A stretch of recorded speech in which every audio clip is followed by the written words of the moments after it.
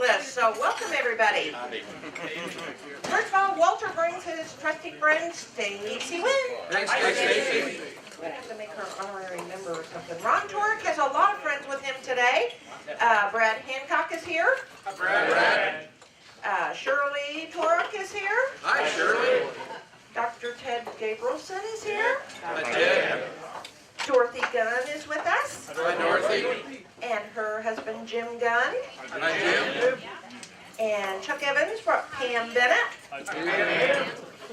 And Kevin Kowalski's here with Monica. Hi, Kevin. Maddie Lee is here doing our filming today. Hi, Maddie. I don't know who these are guests of. Rasmus Anderson. Hi, Rasmus. They were my guests. Rasmus was an exchange student here with this club 15 years ago. He's back for the week to visit.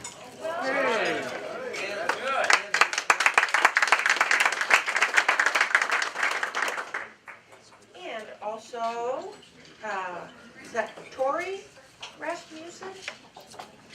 Did I say that wrong? His fiance. Oh, his fiance. Welcome. Okay, and Isidro Gould is here. Isidro. He's surely going to be a proposed member here soon. And Stacy Wixon. Hi, Stacy. Sid? Call him Sid. Beautiful. Okay. Good job, Thank you, Amy. Amy. Yes, good job. And Grant, do you have anything as Sergeant of Arms? Where'd Grant go? He's over here. You're hiding. And Bob Campbell with Foundation Minute is up next. Yay, Bob. You're on deck next. Has anybody got the new pins that are magnetic? How many got new magnetic sign? Freezer has pins. The new pins with the magnetics. A couple of you? Okay, these are great. These are awesome. They're really easy to use. They come off, they don't hurt your outfit at all or your shirt, so it makes it really easy to wear your pin every day. How's everybody doing?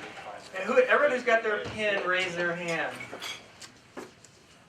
Wow, we're gonna make some money today. Okay, thank you very much. Bob?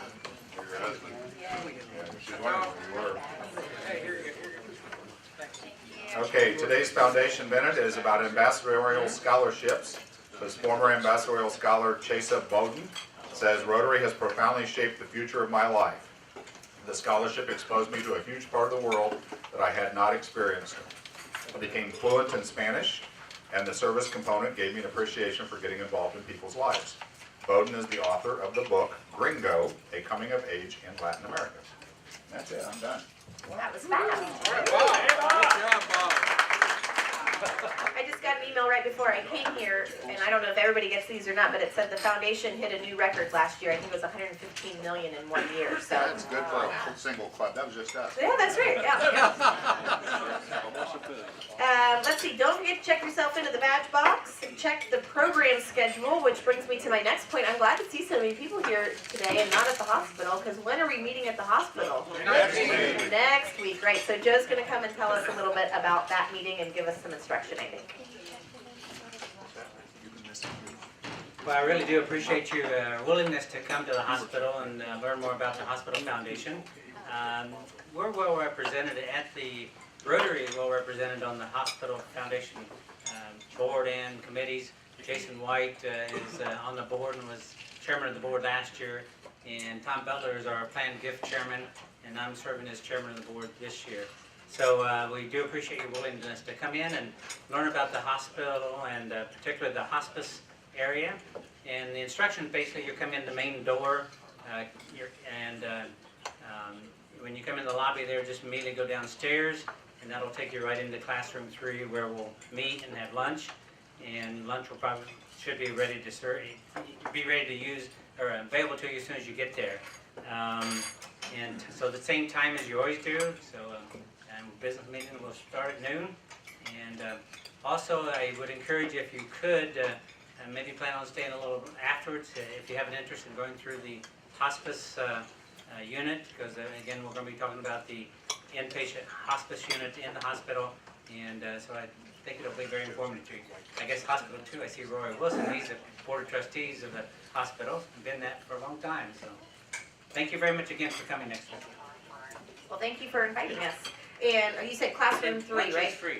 Oh, lunch is free, so classroom 3. Yeah, Mike has that. If we got there, Some of your coupons. if a few of us got there at 11:30, 11:45, would lunch be ready? Oh, yes. Okay, so It'll be so there. It'll be ready 11:30. 11:30 lunch will be served, so you can get there early. It'll be as you come in. Okay, perfect. Another announcement about a meeting date. On that same day, next Thursday, there will be an Interact meeting on Thursday morning at 8 a.m. And like I said, that is a makeup opportunity, and it's a short one. So if you need a makeup, that's a great place to go. Plus, I'm sure they'd love to have you there. When you walk in the front door, just check in at the office, and they'll send you to the library.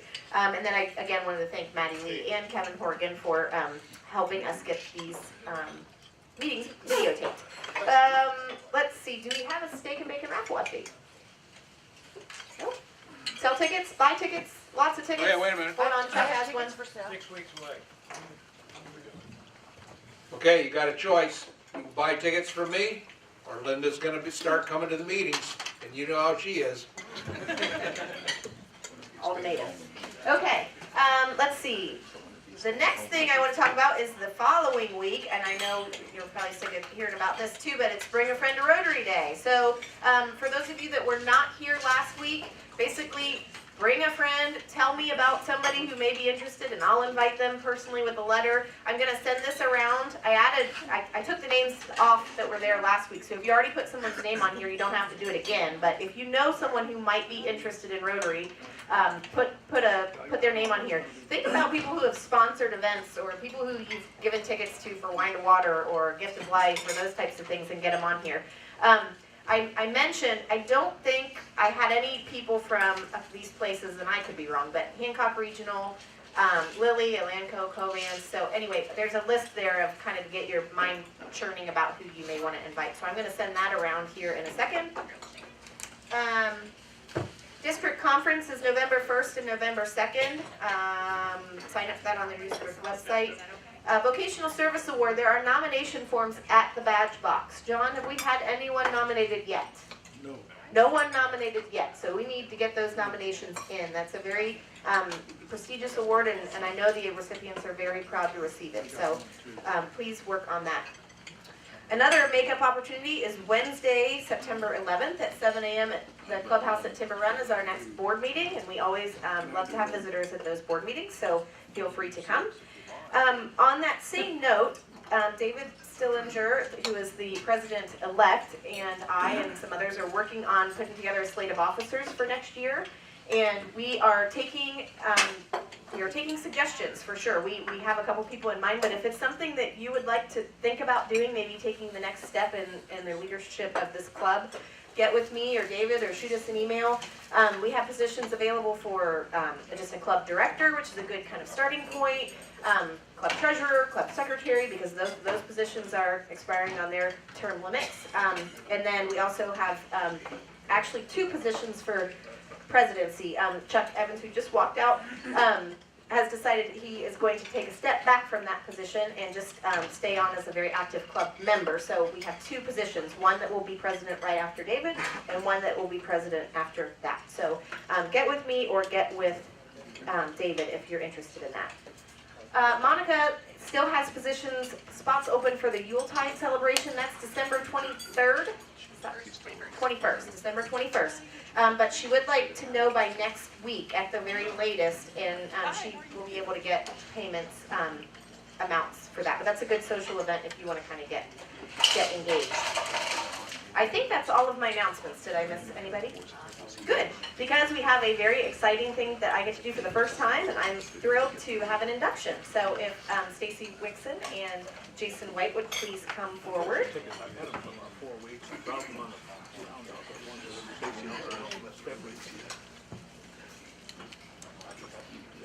So today we are honored to induct Stacy Wixon with classification, I believe, of banking trust, yes, I'm sorry, as a new member into the Rotary Club of Greenfield, and she was proposed by Jason White. And just as a side note, Stacy's mother is president-elect of the Fishers Club, so I think she probably has a good knowledge of Rotary. But Stacy, there are several milestones that are life-altering. Usually at some point in our lives, we realize that we must give back to society and to our community. And we believe that joining Rotary is one of those life-altering moments. Looking back, I think it was probably one of the best decisions I've made, and I hope someday you'll kind of feel the same way. You've been chosen and suggested by Jason for membership in this club because he believes, and we believe, that you will be a leader in your vocation and in the community. And we expect you to educate us about your classification, and in turn, we will educate you about ours, and it becomes your duty to carry these Rotary ideals into your business and classification. While membership in Rotary and in our club is an honor and a privilege, it also includes corresponding obligations. So an important requirement of membership is regular attending at the weekly meetings. Even though they're not easy to make, we hope that you find them informative and fun and enjoyable. And we as club members also commit ourselves to do our part to make you feel welcome. And in turn, we hope that you will share some of that responsibility and come to our social events and come to our service projects to get more involved and make new friends. Good Rotarians must constantly keep before us the primary object of Rotary, which is service above self. We know that we will receive much help from you and service, which will enable all of us to be better Rotarians, and we most heartily give you the right hand of Rotary Fellowship. So on behalf of the Rotary Club of Greenfield and Rotary International, I'd like to welcome you to our Rotary Club and say we hope it is a long-lasting relationship. Thank you.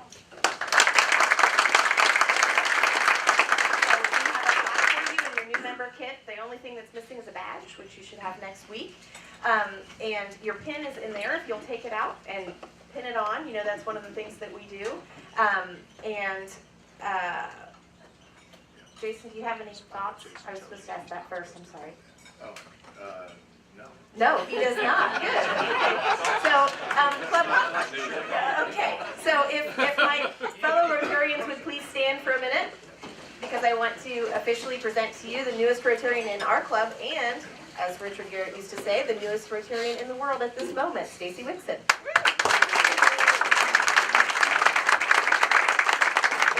Did they fill you in on classification speech? Are you prepared to do that? Yeah, like 5 minutes. Yes, you got it. Just 5 minutes. Okay, so she's going to go ahead and do check off one of the things on your new member checklist right now with her speech. Oh my goodness. Hi everyone. Just to kind of give you a little background on myself, I work at Greenfield Banking Company. I'm a trust officer there, and I mainly work with veterans that we have been appointed as legal custodian or guardianship of their estate. So that's typically what I do on a daily basis. And then my husband works at Sargent, and it's an aerospace company, so he builds airplane parts, and he's also a volunteer firefighter in Greenfield. I grew up in Hamilton County, so I grew up on a farm. I showed and did all the 4-H stuff, so my husband and his family still raise sheep, so that's pretty much what I'm still involved with. And currently me and my husband have bought an old farmhouse, so we are remodeling it, so that's pretty much what we do on the weekends and every single night. That's what we do. It's our enjoyment, I guess. I am a proud aunt of a 9-year-old niece and my 3-year-old nephew. My mom has worked for a not-for-profit company for over 13 years, so I have always been involved with her fundraisers, volunteering, giving back to the community. So that's kind of why I really wanted to become a Rotarian, because I wanted to start giving back to the community where I work at and, see and meet new people within the community that I work at. So I look forward to meeting all of you and working with you in the future, so thank you. Welcome to the club. We are going to postpone Happy Bucks to the end today because we have a very special speaker. So if Ron Tork would come up and introduce, that would be great.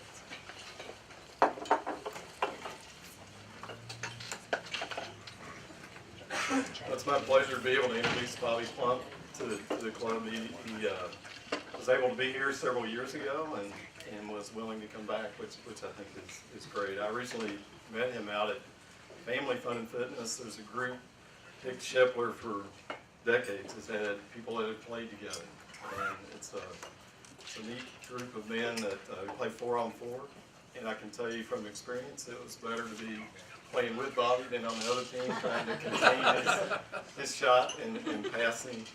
But obviously, his name's kind of legendary in Indiana, and especially with the Milan story of them winning the state championship in 1954, and the Indiana State High School Hall of Fame says it's unprecedented to win the Tressler Mental Attitude Award and Mr. Basketball and the state championship.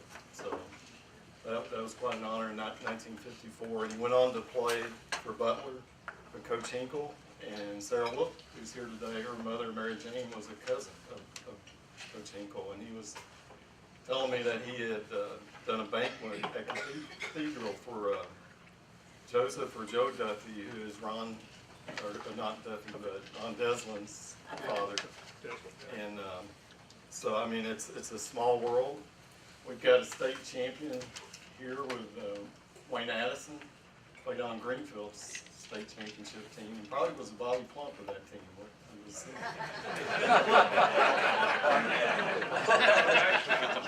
was a freshman. I was on the runner-up team, the team they forget about. Yeah. Gary and Steve were with me on it too. We were freshmen when they won the state championship. I told Tony Campbell, he says, think about gift of life year-round, so I drove over to Butler. I've got some basketballs and some books, so we'll have some things for the auction for gift of life. Thank you. And so I told Bobby he got to play a role in saving some children's lives. He went on to play in an industrial league, and amazingly in the 50s, I guess they paid a higher salary in an industrial basketball league than the NBA did. So I don't know, I guess the NBA wasn't offering those current salaries. And then he established Bobby Plump and Associates, and initially had insurance but just financial counseling.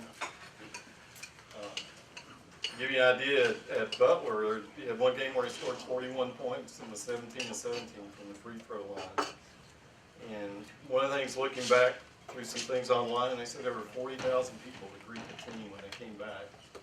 And Mary Lou Wood, who was the coach's wife, had something that Bobby's used at different times that said it's nice to be important, but it's more important to be nice.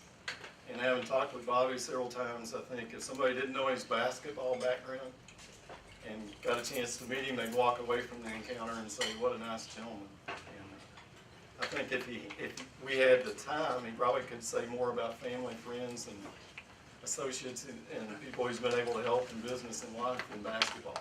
But they said last week he would probably talk more about basketball than football. So it's my pleasure to be able to introduce Bobby Plump.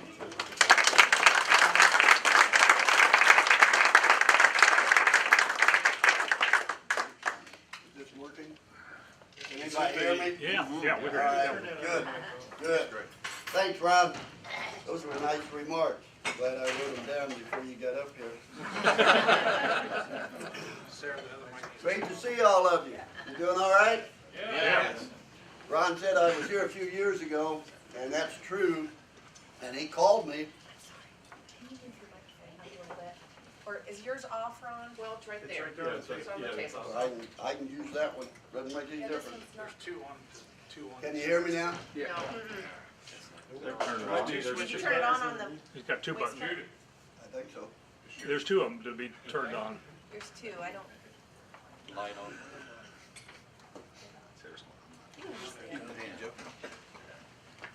I don't know how those work.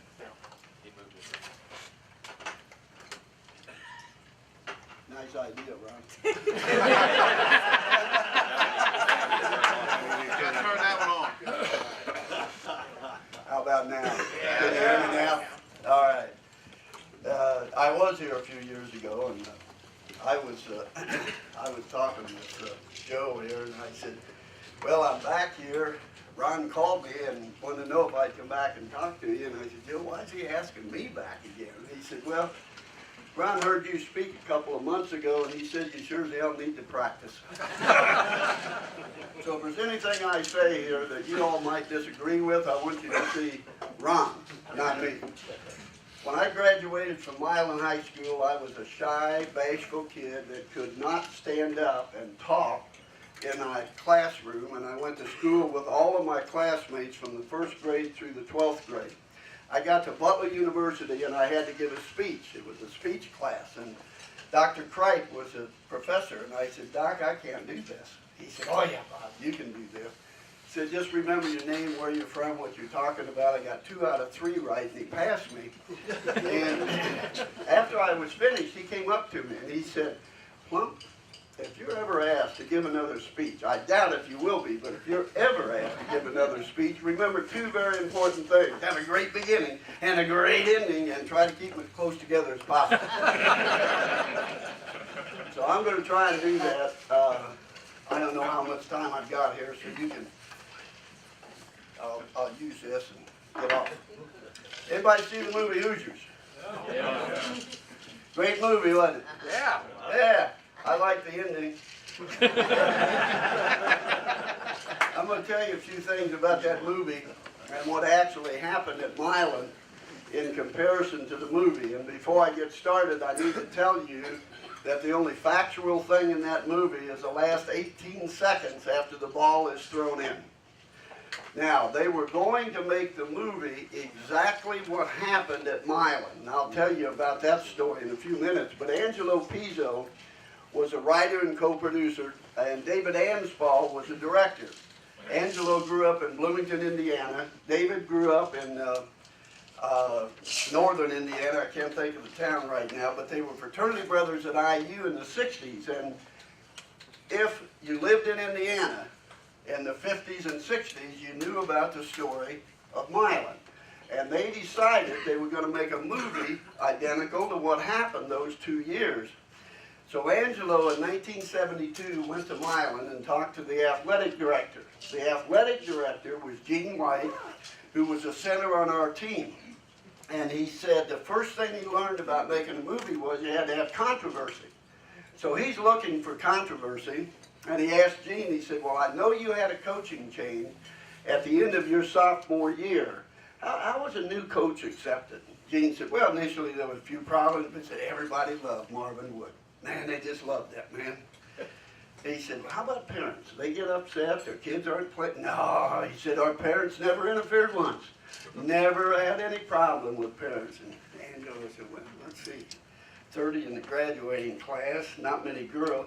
Have any problem getting crossways with girls? No, Gene said, we worked all that out. That wasn't a problem. Angelo walked away and said, how can I make a movie about everybody hugging, loving, and kissing? And he went back and changed the whole script and just used similarities.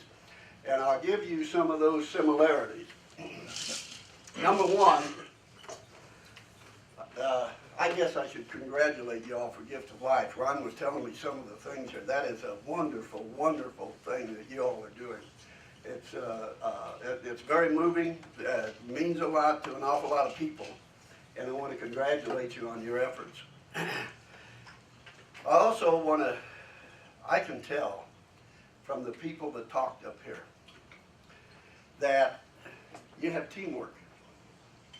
You all work together.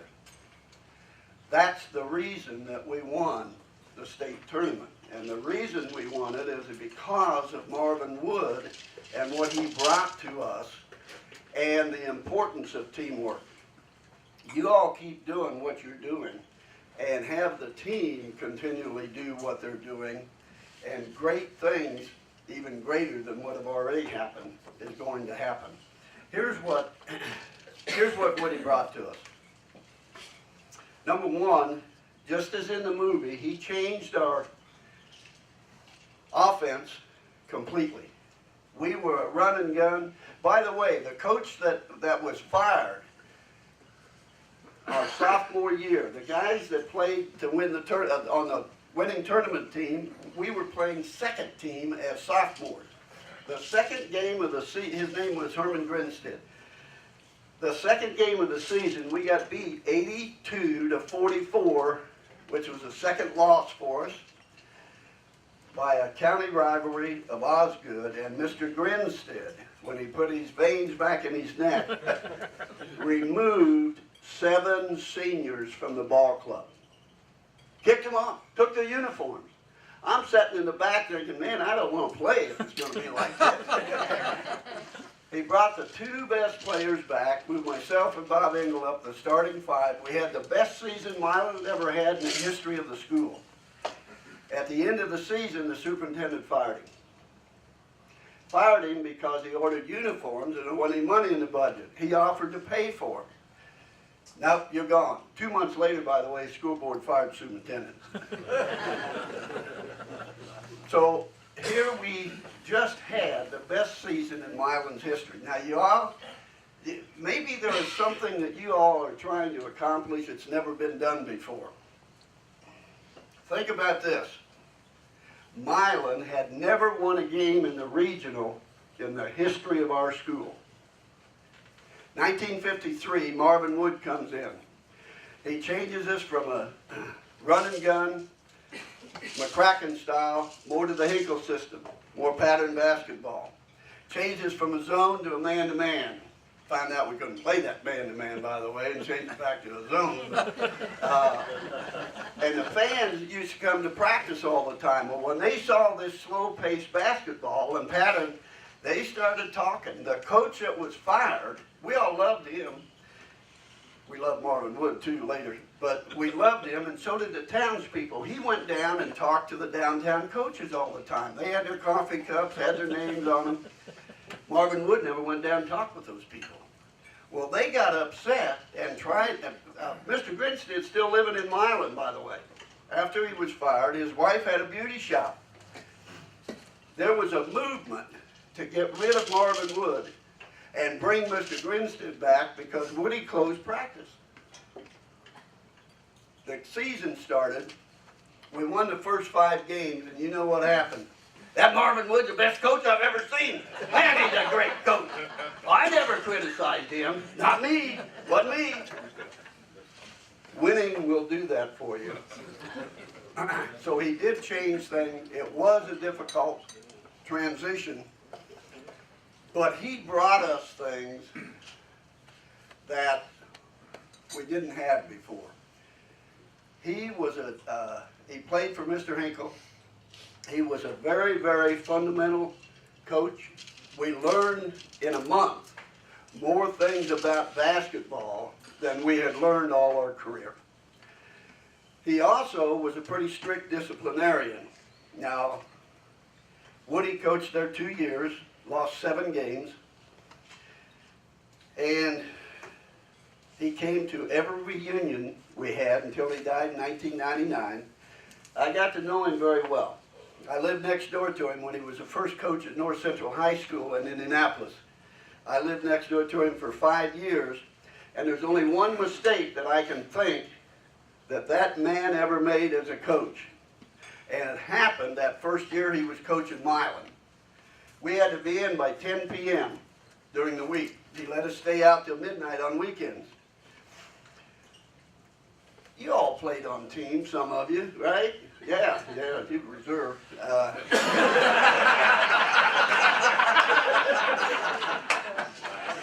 In any event, you really know who's training and who's not. And we knew who wasn't training, and I wanted to play, and I was training. So New Year's Eve, Woody calls us all together, and he said, now look, I'm going to extend hours till 1 a.m. And anything you can do after 1 a.m. you can't do before. You be home by 1, and I'm checking every house. And if you're out, I'm kicking you off for 3 games. We thought that was fair enough. I had a double date, allowed just enough time to get back to Pierceville, Indiana. By the way, that's where I'm from, a town of 50 people. And pulled up in front of our house. Well, I should tell you, we did have a flat tire. And